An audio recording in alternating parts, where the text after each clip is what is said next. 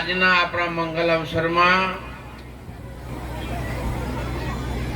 જેમને વંદન કરી, પૂજ્ય સદારામ બાપુને વંદન કરી અને આ સમાજને પ્રકાશ આપી આ સમાજને જાગૃત કરવામાં પૂજ્ય બાપુએ ખૂબ મોટો જીવનભર એમને અજવાસ આપ્યો છે। 1978 સાલમાં મારે નોકરી, હું ગવર્મેન્ટ પેન્શનર છું, હું ખૂબ ભણેલો ગણેલો, ત્યારે રાધનપુરની જોડે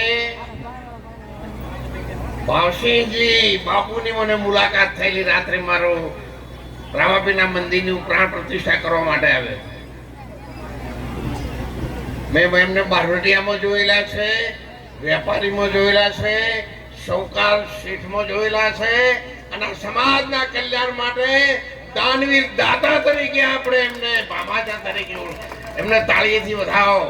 કિશોરસિંહજી બાપુ પણ અત્યારે અહીંયા આપણને બધારા છે, એમને પણ આપણે વંદન કરીશું। લેવાજી ઠાકોર સાહેબના આપણા સમાજના બધા તમામ આગેવાનોને હું વંદન કરું છું।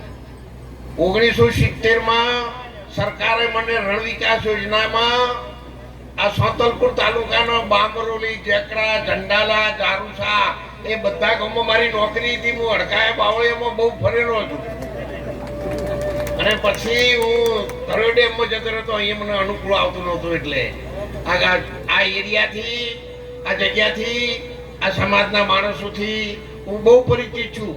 એક જ તળાવમાં પાણી પીવાનું, ઢોરાય પાવાના, લુગડાય ધોવાના, નાવાનું બધું એક જ તળાવમાં હતું। એ સમયથી હું આ એરિયાનો પરિચિત છું। આજના આપણા અવસરમાં જે નવ દંપતી આવી છે એ નવ દંપતીને અહીંયા લાવવા માટે કઈ આપણને સમાજના હિત માટે કલ્યાણમાં ભાગરૂપે કામ કર્યું છે, એટલે એમના મા બાપને પણ તાળીએથી વધાવો।